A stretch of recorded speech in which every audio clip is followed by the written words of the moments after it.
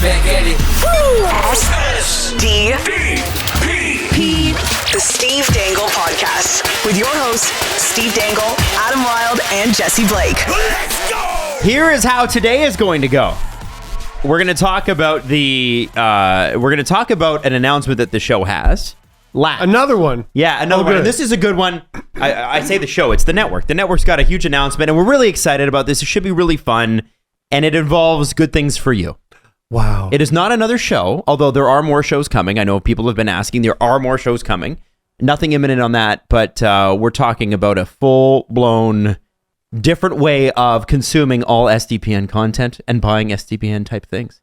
And it's got nothing to do with the large shipment of pigeons we ordered. What? Carrier pigeons. We're going to deliver the show via carrier pigeons. That's bad. Is that a joke? Yeah, it was a really good one. I thought it was a very good one. Steve, what was happening? Here, let me chug this. We're also going to talk about the Leafs. There's no caffeine in that. No, there's some. We're also going to talk about the Leafs game last night. But first, obviously, this is our first show since the Gary Bettman press conference with Bill Daly. And, I mean, unless you're Cathal Kelly from the Globe and Mail, what was that? On all fronts, an abject failure at the NHL level, and on a level that was previously unthinkable. Before we get to Bettman and Daly themselves, it is... I don't like posting stuff in the morning, but every now and then, hockey Twitter, when it's sleepy and groggy, comes together to tomato exactly one person all at the same time. Right. And I woke up to the tomatoing of Cathal Kelly. Yes, the Six Flag guy strikes again with a bad opinion. Can you guys explain what he said? He said basically that Gary Bettman handled it as best he could, and there's nothing else he could do. No, that's not a good take. No, it was the exact opposite take that almost everybody took from that press it's the conference. exact opposite take of what happened in reality. Yes. Well, that too. Like, it's... Do you mind just turning down my headphones a bit? Sorry. Yeah, there was no devil's advocate there. It was just, hey, you know how you see an article of mine every few months, and it's usually not for the right reasons? Yeah. Here I am. Yeah. And it absolutely got tomatoed. And the thing is, you could talk about how that would drive clicks for them, but they're a subscription newspaper, so you probably couldn't even read it unless you were subscribed. And so that's not going to drive subscriptions. It's just going to alienate people. Netflix doesn't get people to subscribe to their product by pissing them off. Yeah, like, I know people are like, don't share content you don't like, but that did nothing for the Globe. No, it doesn't. No, and if it's free content, yeah, don't share it if you don't like it, for sure. If it's subscriber-based content, sure, share away so you know what outlets it's coming from. It was an objectively wrong opinion, as Jesse said. And no one's going to leave an angry comment by going, let me enter my credit card information before I do this. I spoke with Alan Walsh yesterday. A lot of people asked if I had. We released an episode, and I think it's far more current to what is happening than people even realize. Glenn Healy is on, and he's talking about the 92 players strike that lasted 10 days right before the playoffs, and then the 94 lockout, which was the first one with Gary, and Gary was coming over from the NBA, and Gary was the savior of the owners because he was going to implement a salary cap. Now, we know that didn't happen, but it's interesting to hear why. And Gary, that is the start of Gary Bettman's career in the NHL, which is why that podcast is particularly relevant. But obviously, you saw Alan tweeting about the fact that, there's owners now are concerned about Gary Bettman. Should he be there? And when I was talking to him yesterday, Freed said the same thing on 32 Thoughts. When I was talking to him yesterday, it was like my phone was going to melt. Like, he was fired up. And there's not everything I can repeat, but I think it's a good representation of how things are inside the game. Now, I want to get into this press conference here, but what you saw on Monday afternoon, to me at least, is the exact reason. Why now or in a few years, because Gary is slippery and can slide his way out of these things. Why Gary Bettman and Bill Daly's time has passed as effective leadership. And it's, I heard Jeff Merrick on 32 Thoughts talk about it. I don't want to call for anyone's job or see anyone lose their job. And I get that. However, sometimes, and he and Freed put it perfectly, sometimes your time is just passed. Yeah. And COVID has accelerated that for a lot of people. Yeah, 100%. And Robo Gary and Robo Daily didn't do a very good job of a pretty simplistic task at the end of the day. And the key was to, and what an audience needs, what a group of fans need, what a player who was sexually assaulted and didn't get justice for, still hasn't gotten justice, really, and had it covered up and was told he was a liar, et cetera, for over 10 years. The thing to do is to lead with empathy. And they did. It's like they Googled empathy beforehand and tried to impersonate it for exactly 3 minutes. Gary. Yeah, for exactly 3 minutes before abandoning it for the next 50. Mm-hmm. Can I be immature for a second? Anytime. I hate Bill Daly's face. What's wrong with it? He's just so smug and aloof, and I just never want to see it again. Well, it seemed like, because all they have to do really is go, we're so sorry to Kyle for what he went through. And we're so sorry for our part in it, for the league's part in it, for the way it was set up at the time. That's not a reflection of what we are right now. That right there would have been better. But what they said was essentially, he's brave, and we talked to him. And yeah, I mean, sorry it happened, man. We've decided he's not a liar anymore. Right. Good for him not being a liar. And the thing is that they handled that press conference like they were worried about being slapped with another lawsuit, which, by the way, the Penguins have been. We can get to that later in the show. And I think this type of press conference, guys, would have worked 25 years ago. I think this would have worked perfectly 25 years ago. Less than. Well, 100%. But it is not fine now. I mean, I think we live in an age where what you see on the news gets repeated and repeated and repeated and repeated, and people go, hey, wait a second. Let me deep dive into that a second. Now that I've watched that 8 times, I've noticed something. Yeah.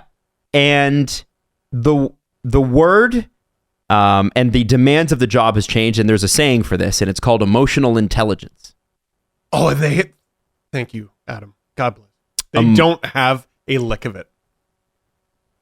Not a lick. They are intelligent. They're both doctors, doctors at law, but they are not emotionally intelligent, and there is no doctorate that they can earn that will teach them how to be emotionally intelligent.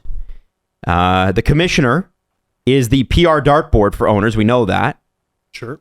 But the commissioner also, in a good scenario, needs to be somebody that connects the league and its owners to the fans.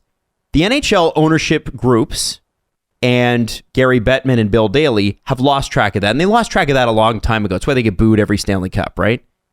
And, I look at somebody like Adam Silver, who is not perfect, but, he does the same job Gary Bettman does on a bigger level with more constraints and more challenges, and understands why movements like Black Lives Matter and what to do about them. And I'm using BLM as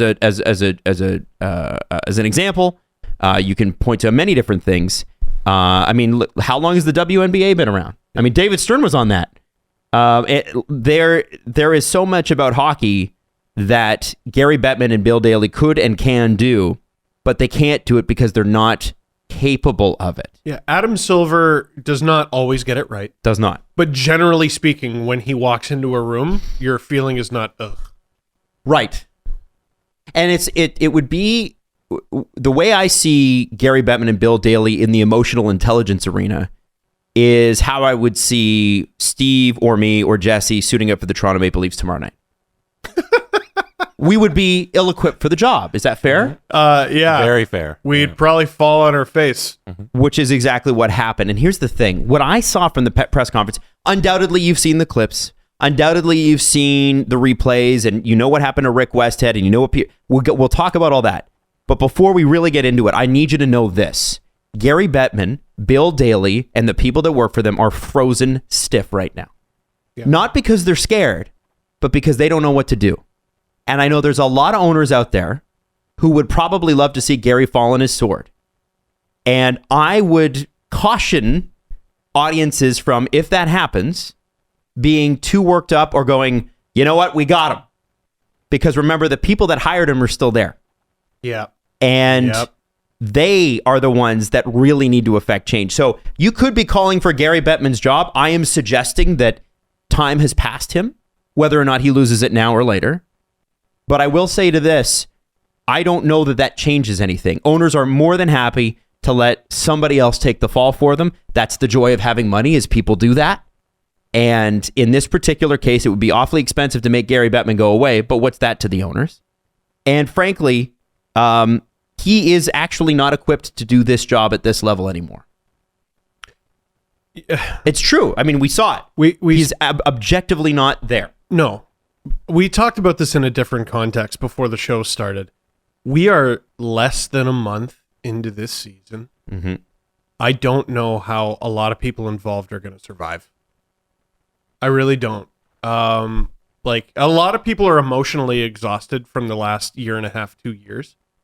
And this has been an emotionally exhausting few weeks for the NHL. And this isn't going away. Mm-hmm. It's going to get so much worse before it's all said and done and as resolved as it can be.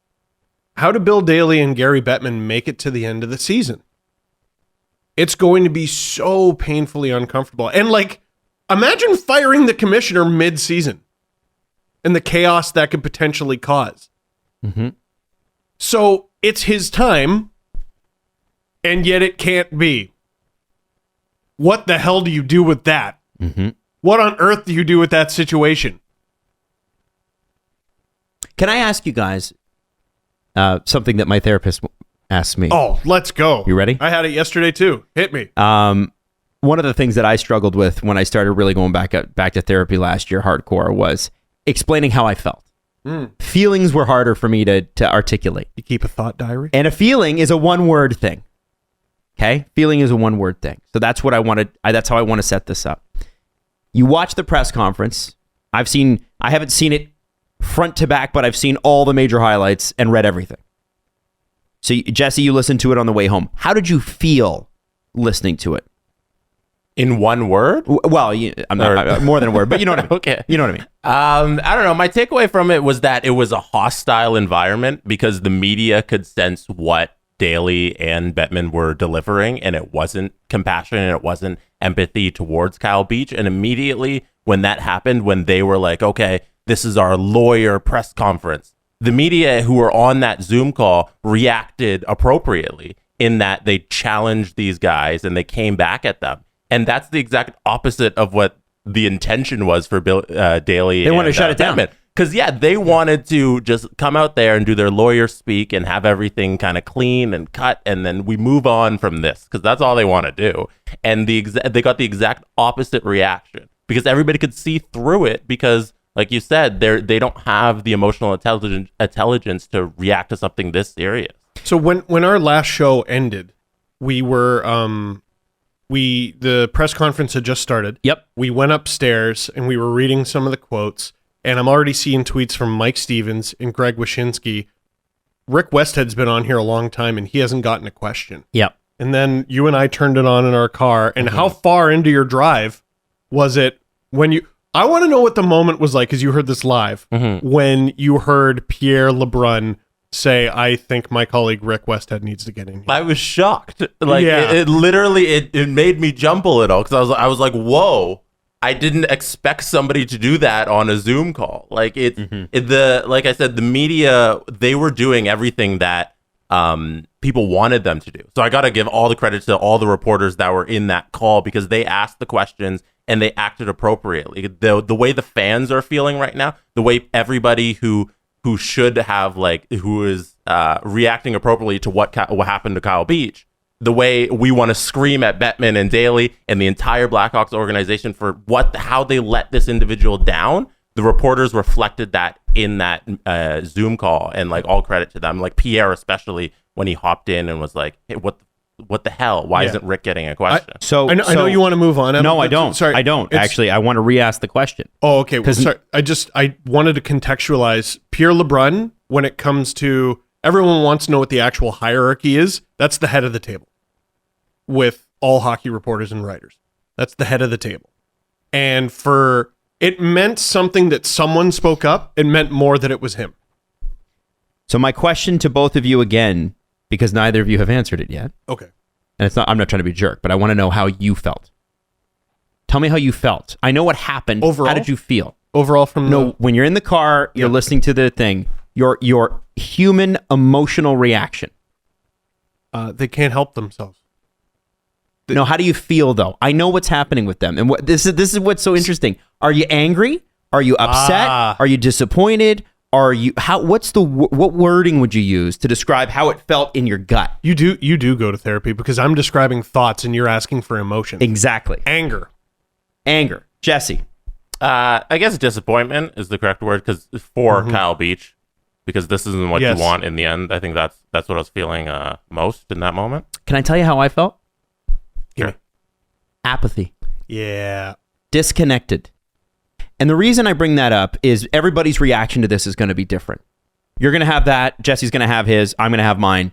But one of the things that I wanted to get to about what the commissioner job really is, it's supposed to be the representative of the league, of the sport that you love. And as such, a commissioner, I believe, must be able to make a connection to fans. And to be able to do that in the 21st century, you must have emotional intelligence. You must be able to connect what you feel and what your audience, this time fans and media, feel, why that's important. And you have to acknowledge that those feelings are in the room, and they did not do that. They could not do that. They can't do that. And for that, I don't fault them. They are ill-equipped for this. That's not what they can do. There's so many quotes I don't know where to begin. Well, and so let us begin. Okay. So I mean, I think the first thing to start with, and I know this came up later, but I wanted to start with the fines. Is that okay? Oh yeah. The fines comparison? Oh, the $2 million. Yeah. And someone asked about it. Yeah. So this to me was a perfect example of when I ask you guys about what you feel, why this is an issue. So it was asked, listen, the Devils got fined more for cap circumvention. They lost draft picks and they were fined more money. Like significantly more. The Coyotes, for just sneaking some people in for a push-up, lost 3 or 4 draft picks. And you're fining these guys $2 million for a sexual assault cover-up? That seems odd to me. And so Bettman's response to that is 4 words long. Different context, different facts. Now, Elliot Friedman, and I think Steve brought it up on the chat as well. There is a theory out there that they're going to pay, the Wirtz family is going to pay a bunch more money in settlements, and that's the true penalty. But I have to be honest with you, and tell me if I'm crazy here. I see those as separate. They're incredibly separate. It's the league establishing a precedence versus restitution for Kyle Beach. That's the real punishment. What the fuck? No, it's not. Why is the NHL continuing to make Kyle Beach do their job? Because that's exactly what it is. If that's the real punishment, it's Kyle Beach doing Gary Bettman and Bill Daly's job. What else is there? Like if you have a drunk driving charge, they don't reduce it because you have to pay your lawyer a bunch of money to defend you. Like they don't reduce your whatever your penalty is in court. Well, we're not going to fine him because he's already got to pay his lawyer. I got pulled over for speeding when I was 18. I was going too fast on the way to work. I did 83 and a 60. Oh, I've done 90 and a 60. I got dinged for that pretty bad. That's kilometers to all the Americans who went, holy shit, just now. Yeah, it's true. Yeah. It's good to more. I did 83 and a 60. And the cop said, you know what? The real punishment is your dad is going to be upset when you get home. And he let me go. Kidding! He gave me a fucking ticket and I had to pay it because I did something I shouldn't have. And then dad also got mad. And he was mad that I got the ticket. He was mad that I did it and mad that I got the ticket. He probably made you do some chores too. Yeah, he did. The cop was probably like, yeah, Steve, the real punishment is you'll have to do the lawn for the rest of your life. This is a true story. I clocked out of work and I stayed and raked leaves and swept for another 2 hours. Good for you. You want to go home. Yeah. I've done shit like that too. Oh, Just kind of hang around somewhere because you want to go look at your parents and get yelled at. Yeah. Yeah, my boss was not fun. What are you doing? And then he's like, you have to clock out. I'm like, I did clock out. He's like, whoa, you really don't want to go home? This is I want you to remember too, what are the Blackhawks being fined for besides Kyle Beach's situation. And in fact, what I'm about to bring up to you, I think is the real reason the NHL's mad. I don't know that Kyle Beach is the real reason the NHL's mad. Here's why I think they're mad. Bill Daly revealed that although the Blackhawks, and by the way, this is from Luke Fox, although the Blackhawks gave the NHL a, quote, heads up about a potential civil litigation case back in December, the team told the league there was, quote, no merit to the threat. The NHL didn't take action at that point and didn't hear more until the suit went public in May. And that was a Rick Westhead report at the time. Now, the reason the NHL's mad in this situation, civil litigation, as in they're getting sued. If I'm the NHL for due process, okay, why are you getting sued?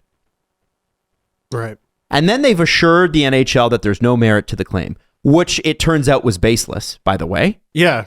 So what you did was you either lied to the NHL or your own incompetence made the NHL look terrible. It's 40 billion % the Blackhawks' fault. Yes. The NHL was still like, no, but the reason the NHL's mad and the reason that fine was levied was not because of what happened to Kyle Beach. Let's be honest. It's because they made the NHL look really bad. And it was still only $2 million. Yeah. That's what it is. And this league has now shown you that cap circumvention is more important than a sexual assault cover-up. You've now seen it. You now know it. In case you were wondering, there it is. That's the proof. Precedent setting. There is no other way to look at this. Cap circumvention will get you a bigger penalty than covering up a sexual assault for 12 years. And again, the smugness. Oh my God, I really do just don't say it, Steve. I really do hate them. And you should hate them because they're hateable. But the different circumstances, different facts, is that what it is? Yes, that was the quote. All right, we're going to ask you about different circumstances, Gary. John Doe 2.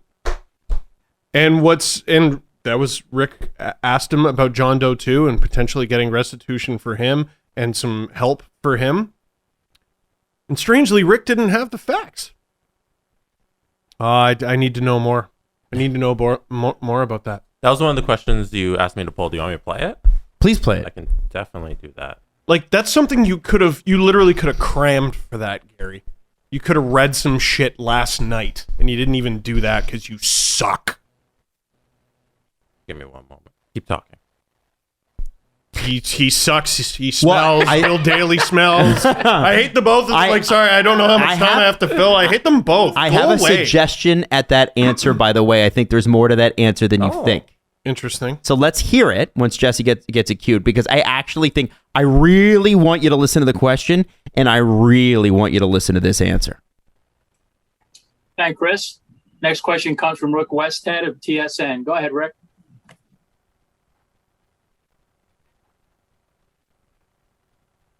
Oh, Rick. Rick, I believe you're muted. Everyone was. Forgot that. Oh, poor Dreger. Gary, I've got a question and a quick follow-up, if you'd allow me.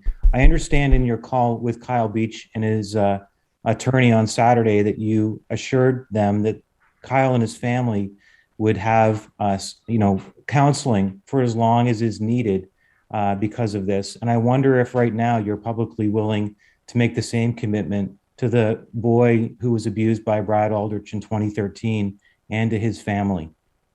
I would have to know more about that circumstance. I am more focused because of the circumstances in front of us on what happened in the NHL environment. I certainly wouldn't rule it out. I certainly would need to know more information. Having said that, making our resources available is something that I would probably, not even knowing all the facts, want to do, but I think I'd need to know more before I could make the type of blanket commitment you're asking me for. Can you tell me, Gary, whether the NHL supports the Chicago Blackhawks' attempts now, even after the team's apology, to dismiss the lawsuits that have been filed by Kyle Beach and the former high school hockey player? What you're asking us to do is make a judgment on the legalities in a lawsuit with respect to what may or may not have happened here.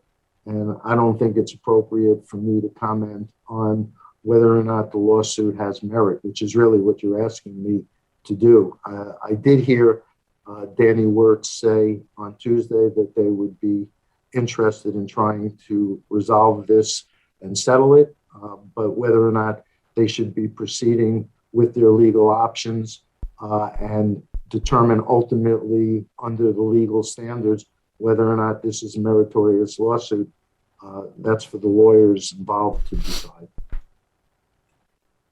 What we have had thus far I hate Bill Daly's face so much. is the He didn't say anything. I don't want him to shut up. Like, sorry. what we've had thus far is the I'm trying to figure out the best way to word this. From Katie Strang and from Rick Westhead, and I believe a reporter with the last name Hamilton, who I have not been familiar with, but Freed shouted him out on 32 Thoughts. So I have Josh in Hamilton, Chicago. John Hamilton, I'm Josh not sure. Hamilton. From what we've seen from them, all we have seen are facts. All we have seen are facts. And for those who are a little foggy, because I understand this, on John Doe 2, what's the position with John Doe 2? Can you tell me what John Doe 2? Yes. So I may have the dates a little wrong, but basically Brad Aldrich committed, he did what he did with Kyle Beach, and that was in 2010. He largely escapes punishment beyond he had to resign from the Chicago Blackhawks. Won a Stanley Cup. Won a Stanley Cup. Got his day with the cup. Got his day with the cup. Did he or didn't he get a letter of reference moving forward? I don't know if he got an official letter of reference, but I mean, he could say for the rest of his life, I won the Stanley Cup with the Chicago Blackhawks. And if he did get a letter of reference, it's now somebody put it in the trash bin on their Mac and then hit empty trash bin, and it doesn't exist anymore. Ooh, if they ever find that thing. And then 2013, he moves on, and he's working at a school, I think a high school, and assaults a 16-year-old boy, who is John Doe 2. A crime for which he was convicted in 2014, I believe, and served 9 months in prison. And 3 years probation on And top of 3 that. years probation. So I ask you that to ask you this. Gary Bettman accused Rick Westhead of asking him about the merits of a particular lawsuit based on facts. I would need to know more. I need to know more facts. Number one, that's a shot across the bow at Rick's reporting, in my view, because, which has, by the way, been above reproach. He's such a snide child. Because Because he's saying, I need to know more facts and I don't read your work. And even if I did, I'm not sure it contains all the facts.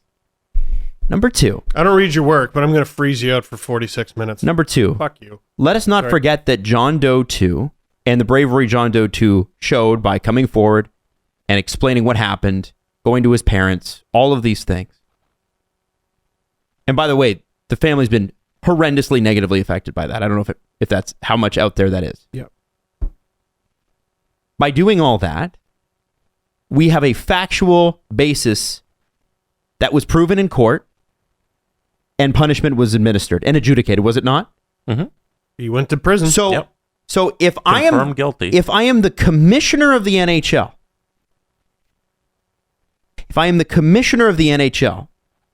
I know that story backwards. I'm a doctor at law, which is what he is. One of the players that was on the fringes of the league was sexually assaulted by one of the key teams in my league, one of the top teams in my league, sexually assaulted by a video coach in that league. And Gary Bettman, with a straight face, wants to tell you that he needs more facts and that he doesn't know the situation.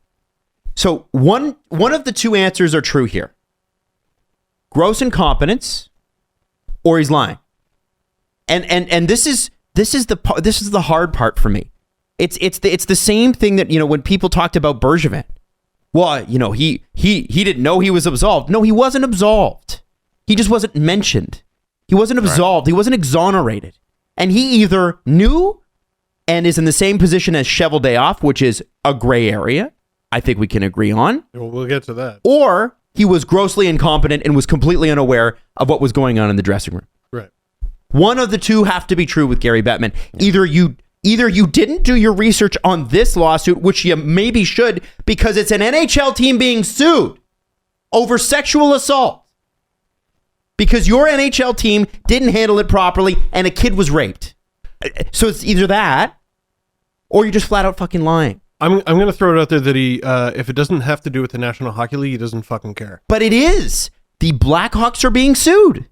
And I think the correct answer is usually the easiest one. It's probably that he's lying. He is. Like, but all he has to do, he doesn't have to lie there. All he has to do is saying, we're looking at our options. That's all he has to say. But he wants to take a shot. And I'm sorry. No, it's okay. No, I'm clearing my throat. Sorry. He wants to take a shot here at, well, you want me to do this. Rick, you want to play gotcha reporter. No, Rick just wants an answer, as we all do, as to what you're going to do for this kid. Well, and for this person. To me, it ties in to his inadequate response when asked about Sheldon Kennedy's situation. And he felt the need to point out, well, what happened to Sheldon Kennedy, the abuse he suffered, was not at the National Hockey League level. Mm-hmm. Like, fucking, we know, Gary. That was unbelievable. Hey, by the way, you know how we know? We read the facts. Give it a shot once, ever. You nailed it off the top of the show. He's got no emotional intelligence. He knows everything about it, and he doesn't fucking... I'm so glad you brought that up, because I couldn't believe that answer. Well, that didn't happen in the NHL. Yeah, and I don't know if he said it quite as flippantly as that, but one thing that was mentioned on 32 Thoughts, they were talking about I hope he threw his hands up and just... One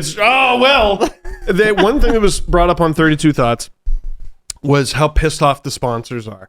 And to me, that was a flimsy... You're talking to Kyle Beach, you're talking to John Doe too, you're talking to the reporters, and you're talking to the fans here. And that was Gary taking a small aside to talk to the sponsors. By the way, that didn't happen at the NHL level. Just so we're clear. Yeah. Didn't happen at the NHL level. Let's slap a sticker on that. It only happened to a NHL player. That's great, Gary. Wasn't the fucking question. Get a clue. Get a clue once ever. So this is why I cannot stand when this guy talks. Because we've been over it on this show over the years. And like I've sort of flip-flopped on Gary, where every time he talks, I hate it. Every time. But my argument always back to you is, well, he's a lawyer. Well, he's a lawyer, and he's doing his job, and he's a dartboard. Yep. And he's been good at that. He's been good at being a hateable face. Yeah, and he's done this for the league and that for the league. But I think the main reason I've always kind of hated his guts is he never speaks to me or anyone. I was going to say like a human, but even when he does manage to speak to us like human, he speaks to us like children. He's such a snide. You don't get to be the way you always are on this press conference. And neither man understood the assignment at all. They both failed. And that is why time has passed them by. That is why they are unfit for the assignment. If you asked me to be commissioner of the NHL, I would say, are you fucking nuts? No. I am not equipped for that. I'm not equipped for that. It's also like unnatural. You're equipped to be the commissioner? Yeah, all right, maybe. You're equipped to be the commissioner for like 30 years? I don't think anyone is capable of doing that. No, I also look at this and go, people will say Gary's defenders, and there are still Gary defenders out there, many. They'll say, well, that's a lot to ask. They say, well, that's a delicious boot. Oh, sorry, what? That's a lot to ask of one person. And I'll say, yeah, he's the commissioner or she's the commissioner of the NHL. Get out of here. Yeah. And now, I know there's other things you guys want to bring up here. I do want to step into the Pierre LeBrun, Rick Westhead moment that will live on in infamy. Rick Westhead, who broke this story, who was the first guy on it. Katie Strang right in there as well. I want to give credit where it's due. Everybody just be clear on that. We love Katie. She got a question in the top 5. They don't have a problem with her. Not yet. The NHL has a disdain for Rick Westhead. That's pretty clear. Yeah. The guy that breaks the story, you wait 41 minutes to call on him, and he was hands up every time. And one of the most interesting moments of drama, I think, in NHL history. You could make a Netflix movie about this. It would be an awfully sad one. But this would be one of the key scenes where they freeze him out. And Steve, you mentioned it, reporter at the top of the table Pierre LeBrun, who would be in contact with them all the time. I reacted out loud in my car. Asks for them to call on Rick Westhead. Jesse, I'm assuming you have that moment. Mm-hmm. You have to keep talking. I will keep talking. So, well, here, I'll contextualize it with time. It is a 53 minutes press conference. Daly and Bettman spoke for 3, 4, 5 minutes off the top. Then they took questions. At the 41-minute mark of the press conference, Pierre LeBrun calls on them to take a question from his colleague Rick Westhead, and they get to him at the 46-minute mark, where I believe he was the third last reporter to get a question in. Kevin Paul DuPont got more than one. Dreger, they tried to give him more than one. Dreger was muted the whole time. It was a much needed. There was nothing funny about that press conference at all, except that. Yeah, that made me. Every time I was in the car and they called on Dreger multiple times, they're like, "Darren, it's your turn. You're muted." And then, all right, moving on, and we're gonna get back to Darren. I'm like, oh, here's Darren, and no Darren, and LeBrun got in twice too. Down. Now it's sorry. loud? It's no, me it's still screaming. no, it's okay. Is this yours? Yeah, it is just a little higher. Perfect. Okay. Anyway, they did not get to Rick Westhead until minute 46, and it wasn't until minute 41 that LeBrun was able to campaign for his colleague. That's fine. That's just. Thank you, Mark. A follow-up from Pierre LeBrun. Go ahead, Pierre. Yeah, guys, I'm also hoping that my colleague Rick Westhead will get a question on this call. But in the meantime, a follow-up to my first question. I spoke with Sheldon Kennedy today. No, you know what? Keep it going. You want the question? Yes, I do. One of the things that surprised me is that he has not heard, he said, from the league over the years, given his work in this space. He said the same thing about the PA. And I was curious, as again, there you stress the desire to further educate for the league on this. Would you reach out to Sheldon Kennedy at some point, given his work over the years in this? We're going to reach out to anybody who's interested in working with us. Sheldon's terrible experience was not at the NHL level. We've been focused on what we have to do for the NHL players and personnel. But certainly if Sheldon has an interest in working with us, particularly as we seek to set up a network that can provide access for anybody involved at hockey at any level, we would be more than welcome to work with him and have his input. The reason I wanted you to play the full answer, the question and answer, is the Sheldon Kennedy quote that Bettman is being criticized for didn't even need to happen. Mm-hmm. Hey, you going to reach out to Sheldon Kennedy? You bet. Yes. That's all it would have needed to be. Yep, I will reach out to him because he's an expert in this space. Yeah, he's an expert in this space. That is a great suggestion, and we're already on it. No, we will only reach out to people who were specifically sexually assaulted in the NHL. If you've never been sexually assaulted in the NHL, then you have nothing to bring to the table. Like, that's literally what he was suggesting. Now, I want to read you a tweet. I'm not going to tell you who it is. It so didn't need to happen. I'm not going to tell you who this tweet is from, but it's going to blow you away for a couple of reasons. For actually, the first part won't blow you away too much. She says, imagine choosing to be infuriated about hockey players celebrating winning games when there's literally no sexual assault policy in the NHL. Huh? There is no sexual assault policy in the NHL. This is part of the problem. Who said it? I don't know. Marissa Ngemi. Ngemi. Yeah. When did she say it? I don't know. February 3rd, 2019. Oh. Emily Kaplan on ABC News Live. The NHL is the only one of the 4 major North American professional men's leagues without a specific domestic policy. That is October 27th of this year. They do not have a sexual assault policy. They have not created one. And they deal with this on a, quote, case-by-case basis. That's messed up. In a NHL memo sent to teams yesterday, this is as of October 28th, Emily Kaplan again, who has just been on Fuego. She's had an unreal year so far. Quote, fostering a safe and inclusive culture is the title. Per a copy I saw, all league personnel and players are required to immediately report to Gary Bettman or Bill Daly conduct that is clearly inappropriate, unlawful, or demonstrably abusive.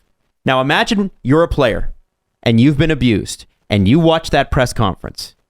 You're required to immediately report it to Gary Bettman or Bill Daly? How confident are you in those two guys being able to manage what you have gone through, which is, in any case, a life-changing event? They want everybody in the NHL to report abuse to them directly after a press conference like that. I wouldn't trust Bill Daly and Gary Bettman with my coffee order. 2018, Emily Kaplan. The NHL, unlike the MLB, NBA, and NFL, does not have a specific policy pertaining to domestic violence. The NHL, in conjunction with the NHLPA, did implement a, quote, domestic violence, sexual assault, and sexual harassment training seminar for all players in 2016. That is June 20th, 2018. Emily's been on this. Marissa's been on this. People have been on this. Yeah, that's a good fact. I like all these facts. It's good that you have the facts. Gary wants the facts. Here's some facts. Now, somebody made mention, was it Rick? Somebody made mention of an incident that happened in the Blackhawks organization in 2009. And this has to be, I don't even know how you power rank, like, you know how Stephen A. Smith has his list? Power rank blunders in this press conference. This one has got to be near the top, and we didn't even lead with it.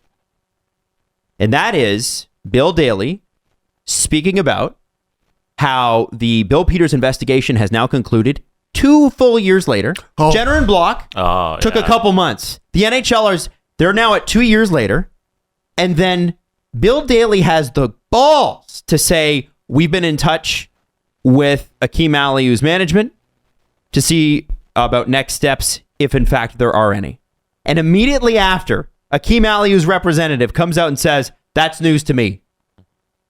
Are you kidding? I know, I'm trying to find it. Like, they just got humiliated over and over again in real time. Here it is.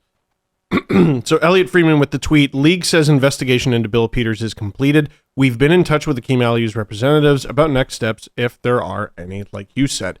This is news to me and not true, says Ben Misalis. I'm Akeem's rep, and NHL has not been in touch with us for over a year.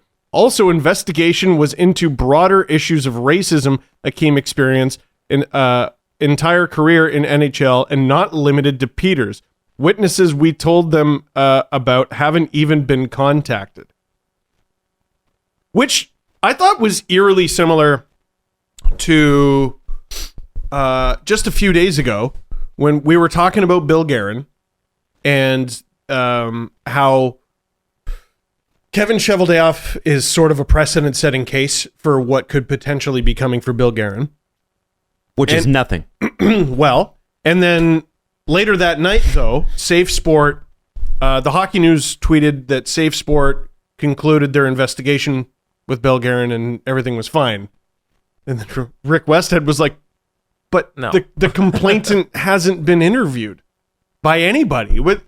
I think it's that was over. The Hockey News jumping the gun a little. I don't think they had the right information. A little? Yeah, I think that report had to be incorrect. Yeah. I don't know if it was, and I think they were just reporting what they were given. Right, and maybe Safe Sport needs to fucking chill and get start interviewing the right people. Yeah. But like, again, it's all taken care of. No one involved's been spoken to. What? How do those two things happen a week apart? It was also 2 years ago. What have you been doing? Like the Aliu situation when the investigation was supposed to be done. Like, it's not like you're sitting on your hands. All parties involved didn't admit to it immediately. Like, Bill Peters admitted to this. He was gone relatively he was gone quickly. pretty much right away. Yeah. What needed to be done? Like I told you, Jenner and Block did this in a few weeks. 2 years? I know you had COVID, but come on. Are you kidding? This also happened before COVID, by the way. The Kim Aliu. Yeah, I remember when he did his initial Twitter thread. Like, I was in studio then. Yep. So it was 2 years ago. Because like public pressure kind of waned and dissipated and people moved on, like COVID happened and everything, the NHL figured, hey, we can just move on too and not talk about this investigation until somebody asks again. And then now people are asking. If nobody asked, we would not have this information because they would never tell us. And again, I don't know how anyone's going to make it through this season, and I don't know how fans are because I don't feel like the league cares. Do you understand why I felt apathy? Yes. Do you understand why we feel disconnected and not Yours represented? is the worst one. Yours is the one the NHL needs to be the most concerned about. That people just won't care. Did you see the Blackhawks game the other day? It was a crowd. I know it was Monday, and I know it was the Sens. Kane with that hat trick, and they finally win a game, and no one was there to see it. The slices of pizza were more expensive than the tickets. Did you see that? No, I didn't see that. Is that true? Pizza was $7.50. Tickets were $7. $7 for Chicago Blackhawks game? Yeah, American though. So $10 Canadian. The Bulls are really good too. Lonzo and DeRozan and Caruso are balling out. Come on, Jesse. So, it's the Chicago Blackhawks.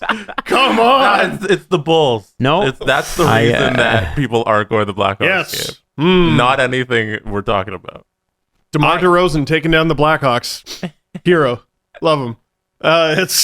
Dude, it's bad. It's very, very bad. I was like depressed all day yesterday. I was just like... Well, I told you at the beginning of the show yesterday. Yeah. Last week was very hard.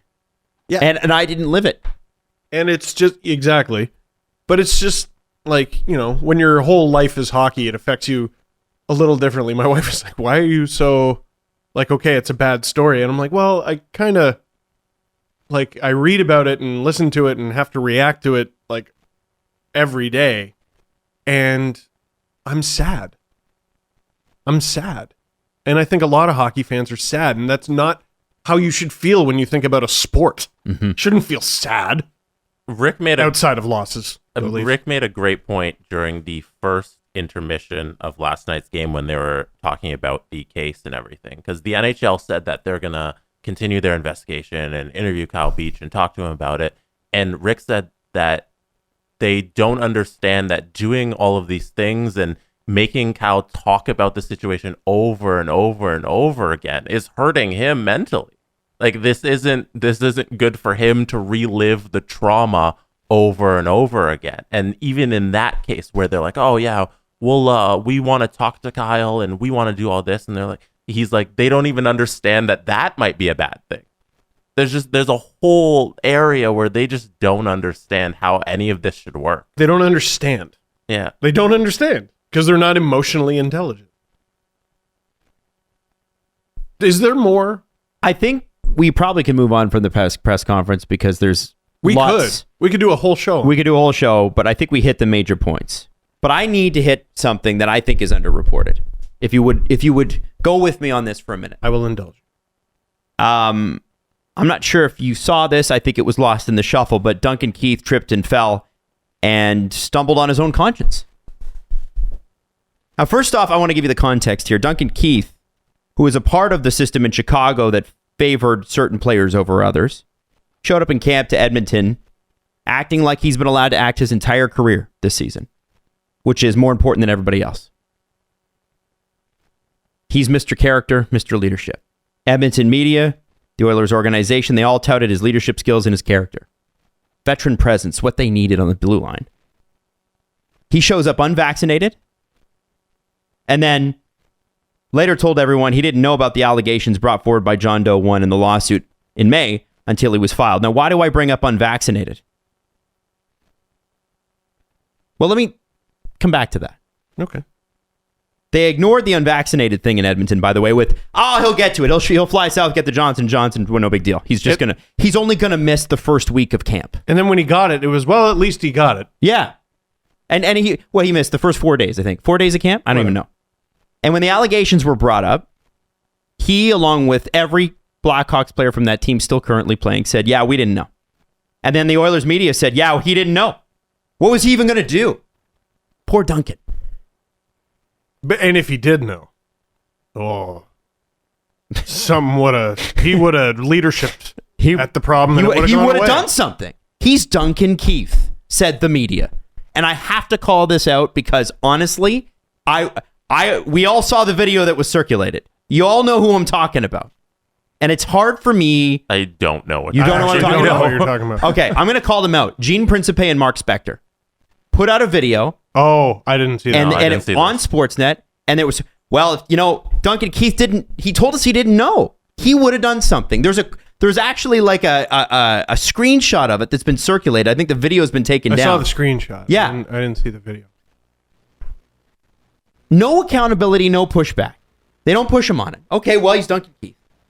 This guy is above reproach. Nick Boynton, Brent Sopel, both pretty key members of that Blackhawks team, both said everybody knew and this is disgusting. Paul Vincent, it got around. 2014, a former teammate of Kyle Beach chases him around the ice and calls him the homophobic F word. Mm-hmm. But Duncan Keith, along with Jonathan Toews and Patrick Kane, did not know anything about what happened in 2009. Okay. Possible. Not plausible. Possible. Not plausible. And here's where you lose me forever and ever. After the Jenner and Block report was issued, the media turned to Duncan Keith and asked him about it again. And he said, well, I wasn't even interviewed. That's not a direct quote, I'm paraphrasing. I wasn't interviewed for it. What he did not say that night was that he turned down the request to be interviewed this summer. And I would like to define the word lie to you, as in that was a lie. A false statement made with the deliberate intent to deceive, an intentional untruth. He did not tell you that he turned down the request. He merely said, well, I wasn't interviewed. So you lied. The reason he told you that, the reason I told you that, was Duncan Keith lied, if indirectly, to everyone. He misrepresented the role he refused to play in the process of a sexual assault cover-up. Mr. Character, Mr. Leadership. Yeah, but now he's sorry. And here's the part where, this is the best part, Steve. It's where he tripped over and he found his conscience because, you know what? He said yes, a couple days ago, Ryan Rishaug tweeted out, we all saw, if he could do it again, he would do it differently. As in, he'd have taken the interview with Jenner and Block. Why, Duncan? Why would you have done that? You told us you had nothing to add. What would you have added to the investigation? That you knew nothing? Hey guys, it's Duncan. I was the assistant captain, and I had no idea what the guys in the locker room were talking about ever. What do you think now that you could have added to the summer, that you added to this investigation this summer, that you didn't think that you had this summer? What do you think now that coming forward and talking to them would have done? And by the way, the investigation's over, so that option's not even on the table. But what is it now that you have to say? Duncan, why don't you come out and say it? Duncan, and go ahead, Steve. Well, let me throw this out there. Okay, so do it. Do it. Contact Jenner and Block and say, I want to talk. Do it. I want to add to this. Do it. Don't say you wish you did it. Do it. Good point. Do it. I'm sure they'd be like, okay. Call them up. Google that shit. Put an addendum on it. Yeah. Here's what's happening. The Blackhawks of 09-10 were among the most successful organizations in the NHL at the time, and for probably the better part of the next decade. They were also the most poisonous. Let's not forget this is the organization that employed Bill Peters and stomped all over Akeem Aliu's career at the same time that Kyle Beach's career was being derailed. We shouldn't forget that. But if you were a star in that organization, you were treated well. You were treated above, your needs came first, and you had no challenges except for what was on the ice. And before I get the internet on me going, oh, this is crazy old Adam making shit up, you need to look at Jonathan Toews' response to John McDonough and Stan Bowman. He said they were both great men who did great things for him. Of course he said that. That's exactly what happened. They made life comfy for Toews, for Kane, for Keith, and probably a couple other players. And of course, those guys love Bowman and McDonough because the red carpet was rolled out for them. Of course, Toews, Kane, Keith have a ton of respect for them because those guys bent over backwards for the Stars. And of course, Toews, Kane, Keith have zero perspective and feel zero responsibility towards this incident because they've never had to be responsible or been held responsible for anything other than put puck in net. Mm-hmm. Put puck in net. That is all you have to be responsible for. And I've got news for you. And this is for hockey players who might listen to this as well. That ain't real life. That's not how it works. Despite what the Chicago Blackhawks had Duncan Keith and Patrick Kane and Jonathan Toews believe. But Duncan Keith doesn't live in real life. He's never had to. Until now. When he tripped and fell and found his conscience. So, Duncan, whether you had information to offer or not, you made a choice that it was not worth your time. The sexual assault of a former teammate was not important enough for you to even pick up the phone. So I'm glad you've tripped and found your conscience because you know what? It shows you've grown. But I want to shout out a couple French radio interviews, and I want to shout out a couple listeners here. Alex in my DMs specifically. Maxime Lapierre said that Jonathan Toews, who he's respected his entire career, no longer has his respect, and that is as a captain at that time, had a duty to lead his team and help this player. Antoine Roussel called Toews a great leader on ice, but a small human being on Quebec radio this week. This shit never makes it over in English radio. I'm surprised we don't translate more. It really is incredible. Duncan Keith is in that mix. Toews is the captain. I get it. But I'm glad that Duncan Keith tripped over and found his conscience, shows growth. It's less than the bare minimum right now. As Steve said, he could call Jenner and Block and have the interview anytime. It does show that he's capable of growth, though. I think that's important. And I think we ought to acknowledge it. You'll never forget, Duncan. If you're Duncan Keith, you will never forget this. How you turn this down. No matter how many cups you walk away with, no matter how great it will be eventually to go into the Hall of Fame, which you undoubtedly will, Duncan Keith. Mm-hmm. When the stakes truly got high, you, Toews, and Kane backed down. Not once, but twice. You knew about this 10 years ago, because again, I think it's possible that you didn't know, but I don't think it's plausible. So I'm going to go ahead and editorialize and say, I don't think so. I don't believe that. Maybe you're a great leader on the ice, but off the ice, where it actually matters, you are not. And I hope that changes. Until then, you've shown yourself and you are lacking. So if we could knock off the great leader shit and the great character shit for a little bit, you showed up to camp unvaccinated despite knowing what the policies were. You huffed and puffed about it. Huffed and puffed about it, and finally they twisted your arm so you could get the vaccine. And the whole point was just to protect your teammates. And really the fans at large. That's the whole point. Two of whom can't play hockey this season because of COVID. One of them is your teammate. Josh Archibald, right? Josh Archibald and also Alex Stalock. Oh, right. Who often gets lost in the mix. Yeah. I forgot about Alex Dale. Sorry about that. No, it's okay. So you, Duncan Keith, miss part of training camp on your first season with a new team. Mr. Character, Mr. Leadership, because of that. And you also couldn't find time in your busy summer schedule to pick up the phone and talk to Jenner and Block for 20 minutes. You have been seen. You are lacking. Do something about it. That's my message to Duncan Keith. First of all, that was awesome. I saw your screen and I was like, wow, Adam has a lot of notes for this show. But I was so upset when I saw that quote. So it's funny you brought up the Hall of Fame because I was talking to someone about that. Like, is this going to affect Keith or Toews or Kane getting into the Hall of Fame? No. I don't know if it necessarily should because it's never been the Hockey Hall of Great Guys. Yeah. Hockey Hall of High Character? Yeah. Like I've probably make a giant list. We could probably make a good all-star team of guys who probably are shitty dudes. Yeah, look up Bobby Hall. Yeah. Just look up Bobby Hall. Or hey, look at the second headline under he scored a bunch of goals. Yeah. Even better, don't. Yeah. Yeah. Like it's bad. Trust us that it's bad. But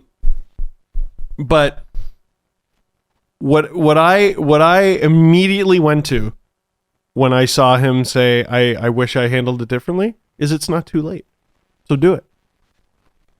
And you were talking about growth. If he doesn't do it, then he's still full of shit. And he didn't grow a lick. When people talk about culture of entitlement, this is what they're talking about. Yeah. Yep. I don't know how you don't see that. The Blackhawks ran a poisonous operation that catered to their stars. And, you know, Jackie Redmond had a great rant on the NHL Network. Tara Sloan spoke on this so eloquently a couple nights ago on Hometown Hockey in Belleville. You know, it's not like I'm the first person to bring it up. Duncan Keith bothers me the most here, though. Because Duncan Keith is Mr. Leader Man. It's also arrogant. Well, sure. And the problem with that, when you have an entitled approach, is you might not even know it is. That's what entitlement is. And I just, like, it's bare minimum stuff. And you know what, Duncan? You made the mistake this summer. Steve said it perfectly. Make the phone call. Call him up. Yeah. I can respect that. Also hated each other. Like McDonough, Bowman, and Quenneville were all infighting, and they won despite themselves because they always wanted to fire Quenneville, but he kept winning Stanley Cups, and they couldn't do it. Yeah, we talked about it in the past. Remember when they traded Nicholas Halmerson, and Quenneville found out mid-media availability, and he stormed off? Mm-hmm. We were like, oh, man. They all didn't like each other, and it was very toxic. And like I don't like Adam, you put it so eloquently. Like it was a terrible organization at the time, but they kept winning and they kept treating their stars like gold. Yeah. Mm-hmm. So yeah. I haven't heard Brent Seabrook's name brought up at all. No, I haven't either. Suspiciously quiet. Now, I stayed out of the Brent Seabrook thing. I didn't include him in that on purpose. And Corey Crawford, because I just don't know. But I know those three. Well, they're not around. Corey Crawford wasn't there in 2010.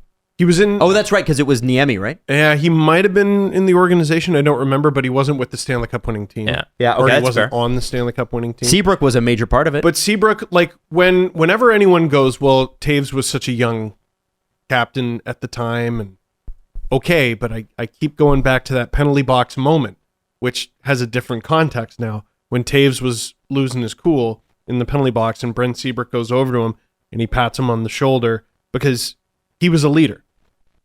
It takes a committee to lead. It can't just be one guy. So, sorry, keep going, sorry. Well, it's just, if he was a leader then, he is still a leader. Right. If he was a leader in 2010, he's still a leader in 2010. And I just haven't heard his name brought up. Well, and Nick Boynton and Brent Sopel were both defensemen. Mm-hmm. There's only 6 stressable defensemen each game. You think they don't chat? Sopel wore an A. Sopel and Boynton were defensemen. They would have been the second pair, wouldn't they? Or Chalmerson would have been up there. But even you're so, asking me to do pairs. The top 5 is probably Keith Seabrook, Halmerson, Sopel, Boynton, whoever. And I'm trying to remember 6th and 7th. They played 5 guys that playoffs, though, if I remember correctly. That was later. 2015 where they couldn't play Kimmo Timonen. Yes. And it wasn't 5, it was 3. Yeah. So anyway, that's my issue. We'll leave for now this topic with one more thing. The Wilkes-Barre Scranton head coach, who is being accused of assaulting an assistant coach's wife, yes, has been accused of something else by somebody else, and that suit was filed against the Penguins, specifically Mario Lemieux. Bill Guerin is named in the lawsuit, and I believe, the organization, Bill Guerin, Mario Lemieux, other owners, all of that. So that's number 2 now.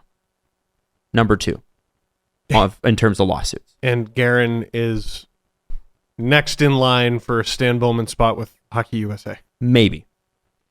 There's a reason they haven't announced that yet, I think. Yeah. And this is not... Anyway, so this just keeps going. However, as we always say, we must take a hard right turn. Hey, listen, life can get busy, and sometimes you're going to miss the biggest headline in sports from the night before, or maybe multiple headlines. And then that's going to change the way you place your bets. So how about this? We relive the best nights in sports with BetMGM tonight, presented by BetMGM. And basically, it's a fun, easy way to kind of stay informed and feel confident about making the bets you need to make without actually seeing the games all the time. Because let's face it, life gets in the way. So if you find 20 minutes, a little bit of entertainment, a little bit of fun, and BetMGM is going to take you there. It's a high-energy, live destination for casual and hardcore sports fans. It's engaging, it's polarizing, it's relevant to you, and you get caught up in sports betting around the world with a heavy dose of entertainment. The hosts are Quentin Mayo, Ryan Horvat, and Trista Crick, and they're joined by on-site correspondents to bring you the insider information that you need in real time. Every detail matters when you're making sports bets. BetMGM tonight dives deeper to give you the edge. Fun to bet on the game, and it's even more fun when you've got the inside scoop. So tune into BetMGM tonight, presented by BetMGM. You can listen on Odyssey, Spotify, or your favorite podcast app. You know, before I started going to therapy, one of the things that one of my friends who was recommending it said was this. It's the best way I've ever heard it explained. You work out your body, right? Go for a run, you do some push-ups, get on an extra bike, whatever it is you do. And that helps clear your head. You're taking care of your body. You need to do that. You need to move. What about your brain? Have you worked that out lately? Have you gone for treatment lately? For you, for the inside, for the thing that controls all the things that take you to the gym. That's what's really important. We get annual checkups at the gym and the doctor. How about some emotional checkups? Going to therapy is like that, just a little bit of routine maintenance. And the great thing about BetterHelp is it's customized online therapy that offers video, phone, and even live chat sessions with your therapist. So you don't have to see anyone. If you don't want to be on camera, you don't have to be. It's much more affordable than in-person therapy, and you can start communicating with your therapist in under 48 hours. Why invest in everything else and not your mind? That's the most important part, right? So this podcast is sponsored by BetterHelp, and Steve Dangle podcast listeners get 10% off their first month at betterhelp.com/SDP. That's BetterHelp.com/SDP for 10% off at BetterHelp. It's fall, which means football season is in full swing, and for many of us, there's no better way to enjoy the games than by having a little skin in the game. A little skin.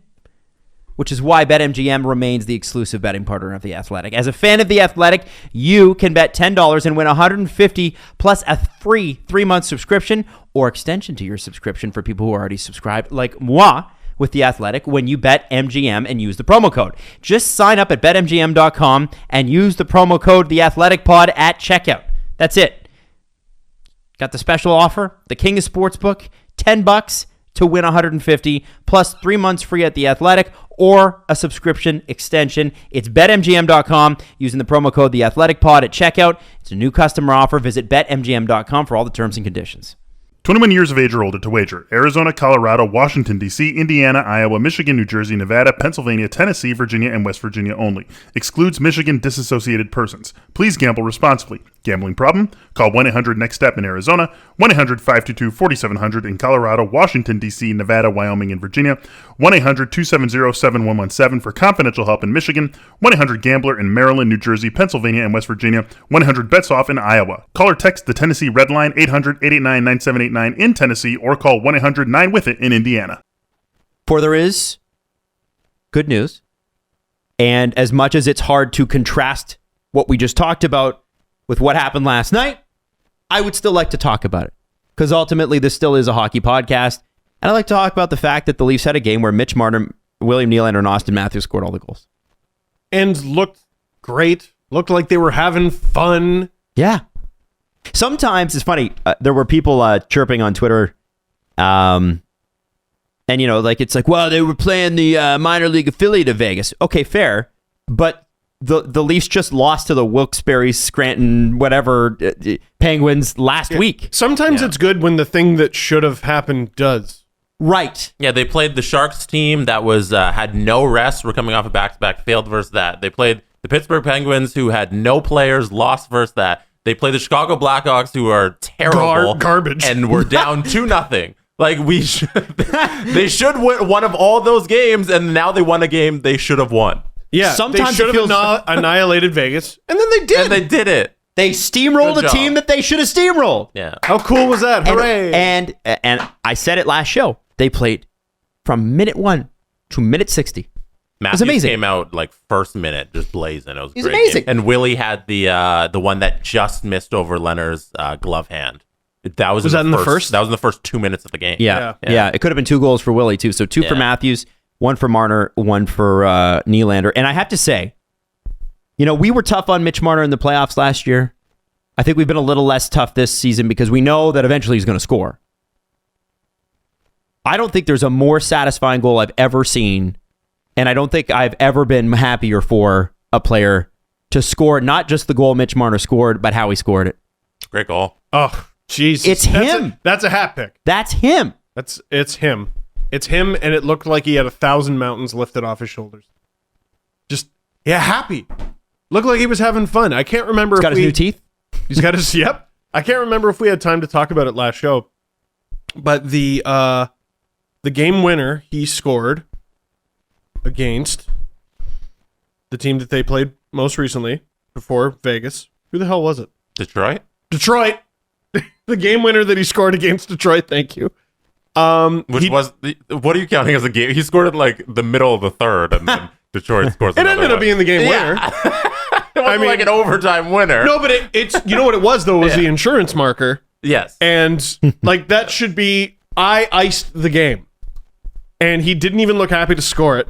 Then Detroit scored and he was on the ice for it and his stick broke and he looked very upset about that. And then they iced the game and they finally win and it was a little wobbly, but they won. And he didn't even look happy about that. Scores this goal against Vegas. Holy shit. Oh. You can tell. And then Matthews didn't just score. He scored a Matthews goal. Two of them. And then he got another one. Good game. And Matthews scored the way Matthews scores. Once on the power play with the shot. The other one tight into the net and up high. Yep. That's a Matthews goal. Willie with his shot. Bunting, excellent pass. And part of the reason is because Matthews was the decoy because everyone's like, oh shit, we have to cover him again. It was awesome. Oh, and Campbell with the shutout. It was nice. I don't know, you can't scream all the time. But by the way, it looks as though Jack Campbell, who reported Jack Campbell's extension is being negotiated right now? Kipper. And Jack Campbell was asked about it, and he didn't deny it. He said, I would love to stay here, which is great because we'd love to have him. Now, I said to you guys last episode, I'd like to address something. I said to you guys last episode, where's this going? Where's what going? The season? The salary cap structure and all this. And I realized, you know what? It doesn't matter.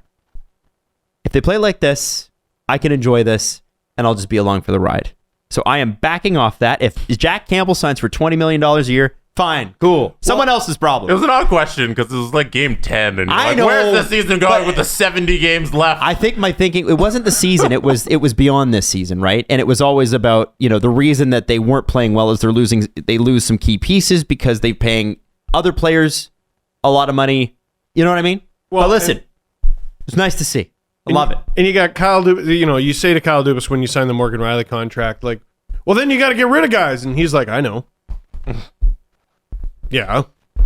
Jack Campbell as a Toronto Maple Leaf is 24-7-4 with a 9.22 and 3 shutouts. I think that's a guy you want to hang on to. That's his career. Nice to get him a shutout too last night, eh? He deserved it. That mattered. Why do you think that mattered? Because if they played that game the way that they did, and then allowed Vegas to ruin the shutout in the final minute. Oh yeah. It shouldn't completely erase it, and it certainly doesn't in the standings, but I can tell you as a fan, I would have been pissed off. It's kind of like there's certain video games you play where you get a mission complete, or if you do all the extra pieces, you get the mission accomplished. You know what I'm saying? Ooh. You get the bonus marks. I think that was the bonus mark. I'm going to throw a Red Dead out there. Oh, here we go. It's like you're trying to get a perfect pelt, and you track it forever, and you only get a 2-star. Nothing is more frustrating. Those fucking beavers at Owen Gila. I can never get the 3-star. It's so hard. Anyway, sorry. It's so difficult. I got the varmint rifle and everything. Sorry. I might have been playing Red Dead last night after the game. It's really difficult to get the beavers at Owen Gila. You need to try Far Cry. I know. It's outstanding. You'll love it. After I get the beavers. You guys play Call of Duty? I have. I have it. In the new Call of Duty, there's like an object mission where you can be like a table and you're trying to like evade everybody who's trying to shoot. Have you guys seen these videos on TikTok? That's insane. Yeah, I've just been watching. I've never played Call of Duty. I've just been watching TikToks of people be like chairs and tables, and they go into like lobbies, and they're trying to sit there, and so nobody notices that this table is a person and not an actual table. I want to just play this mode of the game. Do you want my copy? You can play my copy of it if you want it. Yeah, I can give you my copy of Call of Duty. Yeah, I got it. I don't know. Is that how it works? The Black Ops 3 now? Can you? Oh no, trade? I don't know if you can still trade. I don't know if you can still. They have all the DRS, whatever, that DMC things that block that. I don't know. Yeah. Well, it's a fun game. Call of Duty is always Call of Duty. It's always fun. You can always have a good time on it, and you'll always get destroyed by some 12-year-old online who's hacked it anyway. Get shit on. Get shit on. Do you guys have anything else you want to add other than, hey, the Leafs scored on the power play, 3 best players scoring, buzzing all night, pumped up for Marner especially? Justin Hall is not in the lineup and kind of like shouldn't be. I think Keith was right. They're going to have to build him back up. But I don't mind this team with Justin Hall as your 7th defenseman. That's okay. I do. Why? $2 million. Get out of here. Does it affect them now? It doesn't change anything now. This is all for offseason. We're not talking about that. We're talking about that later. No, that's the later guys. I want them to win this damn year. I know, but also injuries are going to happen, and Justin Hall is a great extra defenseman. And he was great. Okay, early November, yeah. You stick around, that's fine. But I tell you what, if it's the year 2022 and we're still like, all right, this is our 7th best guy. No. Get out of here. If your worry right now is the salary cap, then that shouldn't be your concern. Nope, I agree. Yeah. If winning this year is what you want to do, then having a great $2 million defenseman as your extra defenseman is a good way to win. I'm going to fix it in the offseason. Perhaps. I mean, I guess this is how Leaf fans are thinking. The story should be Liljegren looks great. And I'm like, yeah, no, trade the other guy. He sucks, he's gone. No, the story here is Liljegren has arrived. He has arrived. He looks really good. And I'm excited. I think their next couple games are Tampa and Boston. Tampa, yeah, tomorrow night. No, not tomorrow night. Let's go. This is great. Yeah. I want to see how the Leafs stack up to this challenge. Did I read a stat that, am I wrong? Has Keith coached against Boston before? No. He's never coached a Leaf game against Boston. That was his first game against Vegas, and his first game against Boston comes up this weekend. Isn't that nuts? Because when he took over in 2019, they had finished all their games versus Boston, and then the pandemic happened, and they only played Canadian teams. You're joking. Yeah, I was on the broadcast. I know. That was also isn't that crazy? Who's the coach for Vegas? Gerard Gallant. Not Gerard Gallant. What am I doing? DeBoer. Pete DeBoer. That was also Pete DeBoer's first game versus Toronto. Yeah. As Vegas coach. Yeah, I was about to say, Jesus, he's been around forever. He's coached 8 years or whatever. But isn't that nuts? As Vegas coach. That's how long it's been since we have seen Boston and Toronto face off. Yeah. And it feels like yesterday. I see it every day. It's kind of cool, isn't it? Yeah, it was a cool little fact on the broadcast. Bring it up. Yeah. Neat. I didn't think. Anyway, I often don't. Has he been the key this whole time? Keith? Yeah, Sheldon Keefe is the key to beating Boston. Listen, if they play against teams like they did last night, they will be a tough team to beat every night. That was great Leafs. Let's see it against a team who has all of their players. Yes. Yeah. I agree, but all the same, like I want to give props where it's due. Everybody's on me about being too hard on the Leafs this year. So I'm giving props where they're due. They are due. I also do want to stick up for Alex Pietrangelo a little bit because everyone's pointing at how shitty his numbers are. Who's he playing with? It's nobody. The Vegas Golden Knights. What I said in the video is the Vegas Golden Knights don't have anybody right now who make the Golden Knights who they are.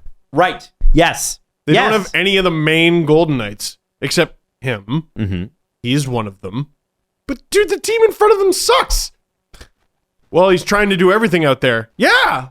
Why might that be? Because he's far and away their best player, and they're just barely treading water right now. Did none of you watch the playoffs? Why are we? We're supposed to have referendums about Cody Ceci, not Alex Pietrangelo. What is this? Yeah. And if you're saying that, and then the same breath saying to me, hey, it's only 10 games in. Oh. Have you guys taken a look at the standings? No, not really. Buffalo a little bit. still sits near the top of the division in third place with 11 points. Love that. That's unreal. You know who's blown me away, and we'll talk about them because they relate to Buffalo, is the Calgary Flames. Very understated, amazing start. 6-1-2. They had a 6-game win streak, so they lost one in overtime and one not in overtime, and then won 6 straight, and then had it snapped last night. Wow. And on a questionable sort of goal, but they are one of the 2 potential landing spots for Jack Eichel, according to Emily Kaplan. Again, on fire right now. Who she's been the lead on. She's been insane. Yeah. It's insane. Calgary Flames, Vegas Golden Knights. And I guess according to Emily, Kevin Adams hasn't gotten the offer that he wants yet. So those 2, I guess, are offering the most. My question to the 2 of you is, do you take the offer that's the highest, or do you keep waiting? Because obviously, we said before the season, man, this is going to be a big distraction. Apparently it's not. Yeah, I think it's fine. I think there's going to be pressure from the league to get this done. They need a win. They need a win bad. They have 5 of them in 9 games. And do you mean the league needs a win? The league needs for a win. Distraction. No, the league needs a win. Who needs to look better, the Sabres or the league? But like, if an Eichel trade happens, then a lot of people are talking about an Eichel trade and not your disastrous press conference. Does it not make sense for Gary Bettman to go, what if you did take the deal? What if you traded him immediately and gotten people to talk about anything else, anything hockey related ever?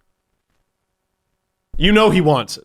Oh, yeah. He wants it very, very bad. Mm-hmm. I mean, I want it. I want Jack Eichel to get his fucking surgery. Yeah, and both teams are comfortable, by the way. Yeah, well, they better be. Certainly hope so. I wonder if he could still make the Olympics. Emily Kaplan talked about that, and it's pretty unlikely. It's a shame. It's not impossible. This is why Matthews, skipping Eichel. Olympics is wrong. It's wrong. Because he would have been in the last one. Wouldn't he have? Oh, yeah. There's a bunch of guys who, like, when we're talking about Steven Stamkos in the Hall of Fame, I don't think he'll ever have an Olympic appearance. This year. You don't think he's going to make the team this year? He'll make the team this year. You think? I think he's going to make the team. Donuts on that. Oh, is that a donut? Are you? I don't know if you believe the other side. No, I need to do more research. Yeah, because I don't know. Donuts. He's been really good. That's like a donut lock there. I think he. Yeah. I think he had 12 points in 9 games or something like that. Yeah, but you told me he's dog shit. So. It's also the thing you just said. Hey, Stamkos has missed so many Olympics. The old hockey guys are going to old hockey guy it and put in the guy who's missed a bunch of Olympics and they owe. Also, he rises to the moment. He played 5 shifts in the Stanley Cup final and scored one of them. Yeah. So, man, he should have been on the 2010 team. Yes, he should have. When he was a kid. Yeah. I keep saying it's the best commercial that never saw the light of day. Was the Nike commercial for if he made that team. And then he broke his leg before Sochi. Mm-hmm. No NHL players went in 2018. Mm-hmm. Now it's 2022. This has to be it. If he doesn't make this team, that's it. Yeah, next one. Or he surprises us all and goes, huh? Yeah. I'm Steven Stamkos. And he's just a hard, grizzled... I'm Steven Stamkos. I love following players' as they get older from the beginning. Because it was, I'm Steven Stamkos. And now he's like, I'm Steven Mankos. I'm a man. Yeah. I saw him like the summer he put on all that weight, like his first Gary Roberts summer, and I was like, holy moly. Scary man. I think, what was he? He was deadlifting, I think I saw 600 or 700 pounds. Is that am I right on that? I believe it. It was crazy. That doesn't sound real. I know it doesn't sound real. Let me look it up. Steven Stamkos deadlift. What was it? 500 pounds on a trap bar. Yeah. I got up to 250 at my best. Wow. And you got to watch him do it because he does it in like street clothes and a hat backwards. Doesn't break a sweat either. It's amazing. That's a good captain. Yeah. I love Stamkos and as a leader. That is a Gary Roberts video from 2013. He has Gary Roberts has his own YouTube channel, his own network of got his own network of workout podcasts. Does it? The Gary Roberts Podcast Network. He just stares at a microphone menacingly. It's not the best listen, but you understand. Do you think that we could have him on sometime? Probably. I'd love to talk to him about. So, like, Gary, what do you do? Tell me what you do to these kids to scare them into eating properly and working out that hard. Why'd you try to fight in an alumni game? Yeah. What's wrong with Let's you? put him and Drapes together in the same. Yeah. Really quickly before we get into our announcement here, Adam Fox, big long contract, special defensive player. I don't think there's been a defenseman in the Rangers organization this impactful since Brian Leetch. I think that's fair. Some might argue Ryan McDonough, but even this guy was run. Was McDonough a Norris guy though? Was he going to win a Norris trophy? Brian Leetch was spectacular special. Yeah. Is McDonough even a Hall of Famer? That's a good question. Who knows by the end of it? But the only guy who enters the conversation other than Leetch, I think, is McDonough. And in terms of popularity, I don't know if I've seen a Rangers player outside of Henrik ever this popular besides Henrik, and then before that, Brian Leetch, and maybe Mark Messier. I was about to say. But think about that. You ever right? heard of Gretzky? Yeah, but no, you know what I'm saying. So there's all of that. So congratulations to Adam Fox. Congrats even more to Rangers fans who were super pumped. Now, Jesse. Before we do that, I want to do a hockey thing that I saw in the NHL media email that I get sent out every day. Okay. It regards Phil Kessel, so I think we need to bring it up. Okay. The Coyotes and Flyers game featured 4 of NHL's top 7 active Ironman streaks among players with 1 minimum game, including Keith Yandel, who's played 930 games played, and Phil Kessel, 910 games played, who owns the longest active run. I think we owe Phil Kessel a round of applause. Yes, we do. Oh, yeah. 910 games. Unbelievable. Phil Kessel, Toronto legend. Thank you. Congratulations, Philbert. Did you see the video of Ryan Reeves scaring the shit out of him? No. Oh, yeah. Yes. I retweeted it. Yeah, that was great. Oh, my God, that was funny. Okay, so, Jesse. Yes. I'm turning it over to you because it's a Jesse announcement from the SDPN. Well, our announcement is that we have come out with our own app. It is the SDPN app. Yay! You can download it right now in the... Oh, yeah, I don't know if the camera can see that. It can. You can download it right now in the App Store and the Google Play Store. Mm-hmm. So, I don't know, a little backstory before we get into it. One, if you're a small business out there, the technology and the internet is so amazing because there's so many companies that'll help you act like a big company. So this app is made through a company called BuildFire, and they allow small businesses to build these apps that are they're pretty great. I'm pretty happy with the way the app came out and everything we did on their platform to build this app. And if you're a small business, go research some of these tools that exist for you online that allow you to do these things, like have an app for your company, and we can store all our videos there, and there's news. I'll get into that, but yeah, so do some research because the internet's amazing. And then secondly, the reason behind the app is so that everything's better for you listening, the user experience. Because one thing we've had a problem with is that the YouTube channel isn't the best place to consume our videos because we upload so much. We do all our full episodes, and then we do a whole bunch of clips, and then we go live. And so during the summer, when this was all happening, I thought I was gonna have this ready for the start of the season. It was supposed to launch with CJ. It was supposed to launch with CJ and Amazon and all that, and then I started building it, and I'm like, it's just so difficult to do this.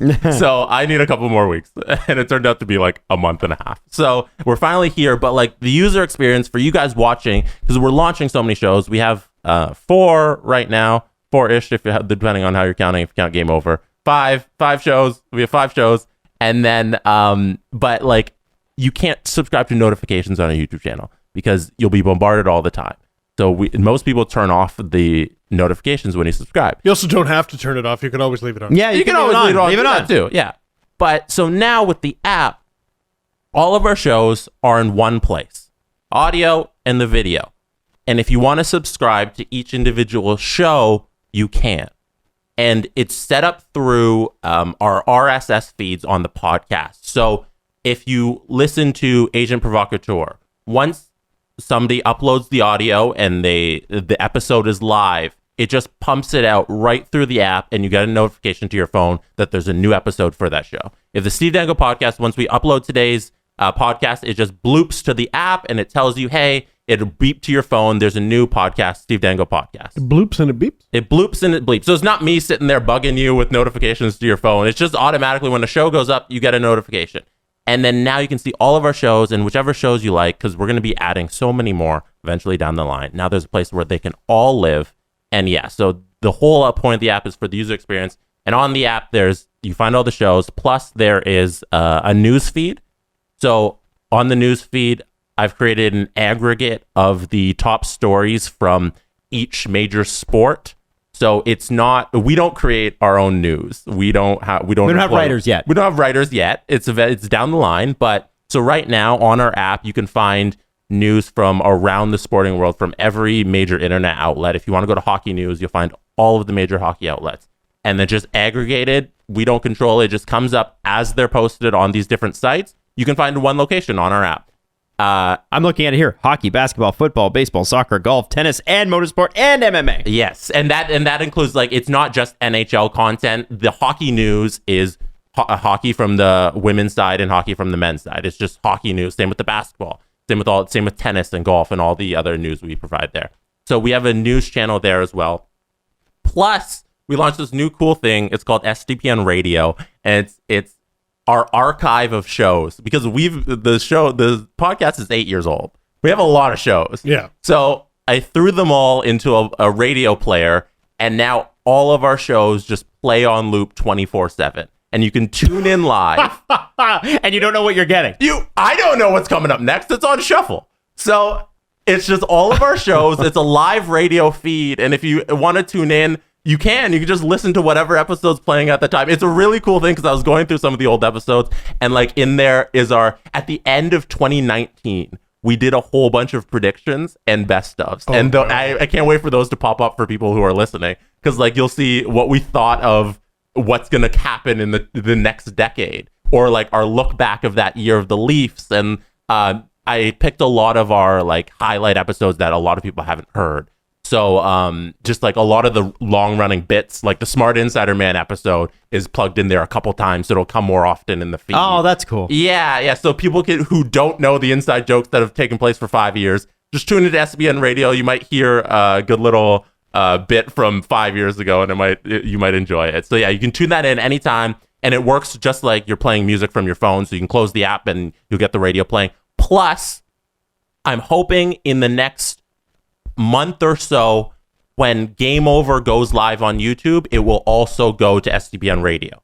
So the YouTube app is a little limiting if it's on your phone, because unless you have YouTube Premium, you can't close the app and do other things. Right. So I'd love the audio feed to be live streamed to SDPN Radio. So look out for that in the next month or so. I'm going to get Andrew set up on that, so that'll blast right through to our radio. And then it's just like, this is terrestrial radio, it's through the internet. And if you want to listen to Game Over after a Montreal Canadiens game, you can tune into our radio station. You can get a post game.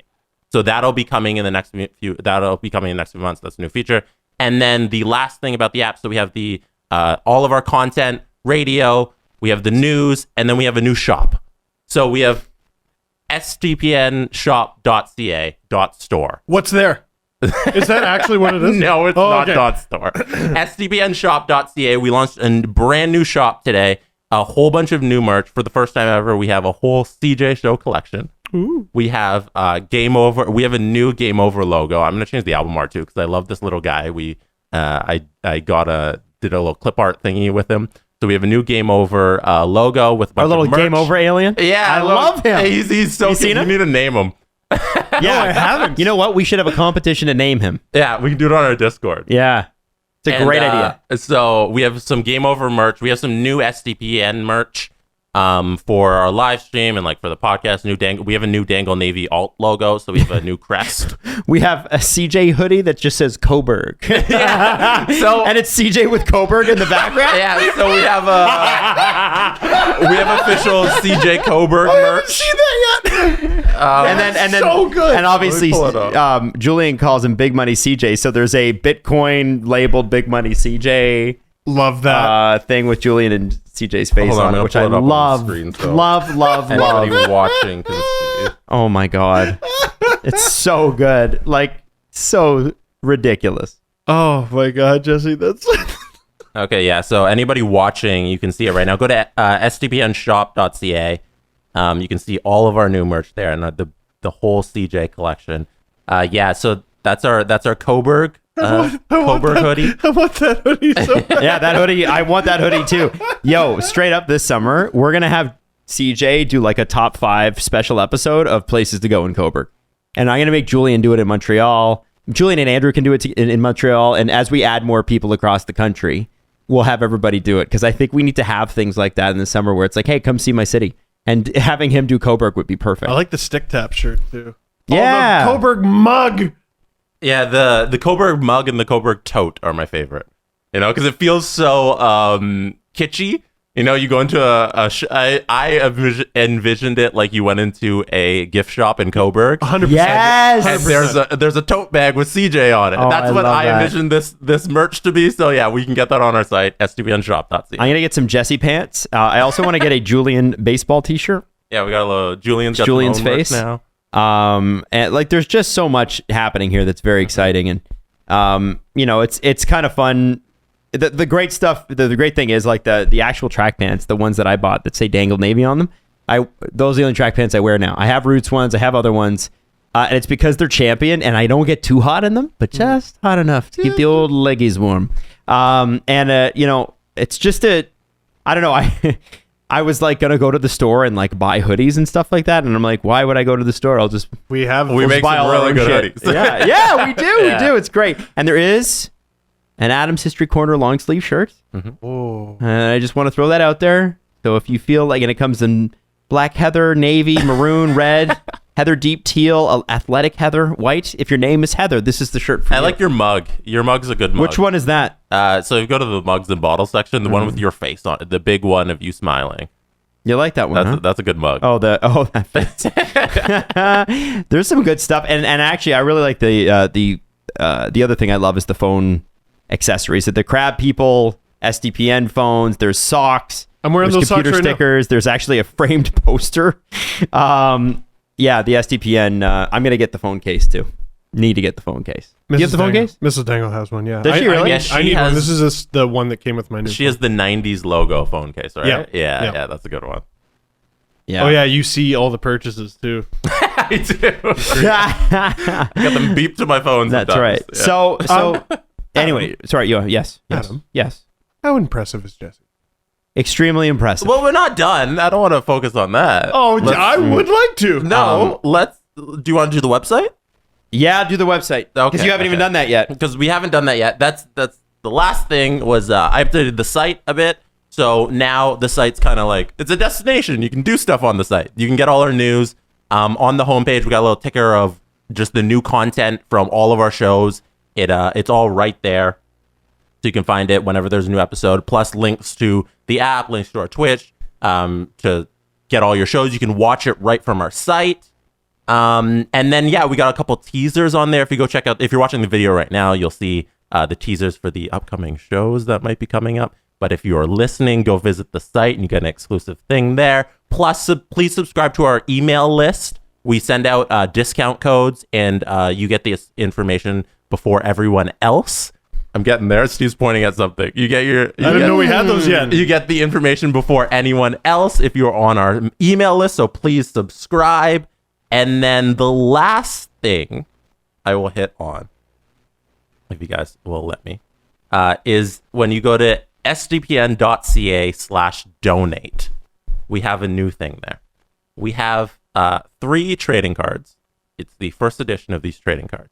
Oh. Now, Steve is raising money for Easter Seals Ontario. Correct. Rachel's Raiders. If you make $100 donation, to Easter Seals Ontario through our site. So you go to our site, you go to sdpn.ca/donate, you purchase a trading card. The trading card is $100. So the $100 goes directly to Easter Seals.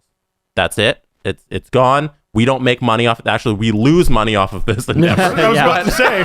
Yes, but just know that the money is going to the right place. Yes. So you make $100 donation to Easter Seals by purchasing one of our trading cards, or all three, or whatever you want, and you will get a trade. In the next 3 weeks, they ship in 3 weeks. I will send off a trading card to your house. It'll be in a nice little case, and Steve, Adam, and myself will sign it. It'll be a signed trading card. Or if you just want the whichever one of us to sign our own. Okay, how about that? We only get to sign our own trading cards? Or do you want the whole team to sign each one? That's a tough one. Well, because that's a lot of signatures for one card, right? Yeah. So whichever one you purchase, that person will write a little message on the back and sign it, and then we'll ship that off to you. You are a smelly bum. That's our thank you for donating to Easter Seals. If you make a $100 donation, you get a free trading card. And that's the last thing. Okay, now can I say you're so impressive? You're so impressive. Well done, buddy. Well, thank you. Awesome. We are all impressive. We all have our own talents, and this is the talent I bring to the table of our company. I get to do these things, and I get them set up, and then they run. I would like to point out something that we haven't done yet. Yes. We haven't looked. There is a list of, if you go to the SDPN.ca homepage, there is a list of shows that we have. Steve Dangle podcast, and then shows Steve Dangle's channel as well, because I don't know if you know Steve Dangle, kind of a big part of what we're doing here. I'm new here. Chris Johnson show, Game Over Montreal, Agent Provocateur, and then it says black tile. There's like a black tile that's empty. No show logo, launching next month. And then there's another one that says Game Over blank, and it's also got a black tile. And then there's one that's coming in the spring, and it also has a black tile, which means Jesse is putting me back to work again. Sorry, 5 are not enough. Sorry, can I ask a question? Sure. We have a show launching next month? Yep. Do I know what show it is? Yep. Not you just can't remember right now. Oh, that one. You do actually know. Does he know? Yeah, he knows. Yeah, you know. You should know. Oh, Yeah. I didn't know that. Yeah. I didn't. Hey, cool. Dope. Anyway, so expect more teasers on our site like this. The black tiles will fill out with album art. Yes. And there'll be more than even those, just so you know. But that is the foreseeable future.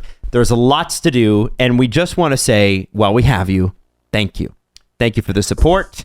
Congratulations again to Robert Malloy for joining the team. There is so much more to do here. We know, we're getting content suggestions in our inboxes every day, and I really appreciate them because some of them are really great ideas. Our show with Bill Daly and Gary Bettman is dropping next month. It's called RoboBets. You came up with that very fast. RoboBet. Is that actually one of the tiles? Bill Bot and RoboBetman. All right. Long story short, we could not do this without you. This does not exist without you. Thank you for the support. Alan Walsh debuted at number 4 in the country. Number one. He did debut at number 1? The screenshot he sent, he's at 4, but it says, it says like last week's performance. Yeah. It's a 1. So he just caught it when it was at 4, but it was at 1 previously. Wow. So Alan debuted at number 1. Yeah, I didn't even notice. That's insane. That's so great. That's 2 shows that have debuted at number 1. Good for promoting his players, not so much himself. Yeah, debuting at number 1 is no small feat. Yeah. We've now had CJ and Alan do that. Really, really happy for CJ and Julian, and obviously for Alan as well. Check out all those episodes on the YouTube channel or, Spotify, Apple Music. We're even on Amazon. Somebody was like, hey, how come you guys aren't on Amazon? Jesse's like, a good question. And then he put us on there. Right. So thank you so much for everything. We will be back on Friday? Yep. What day is it? It's Wednesday. Okay. And at that point, we're going to have another CJ and Julian podcast. You should check out theirs because it directly happened after the Bettman press conference. So you're going to get the raw, unfiltered Julian and Chris take on that. And they'll have another show tomorrow, and we'll have another one Friday. And we love you, and we'll talk to you soon. The Steve Dangle Podcast. Follow the guys on Twitter at Steve_Dangle, at Adam WYLDE, and at Jesse Blake.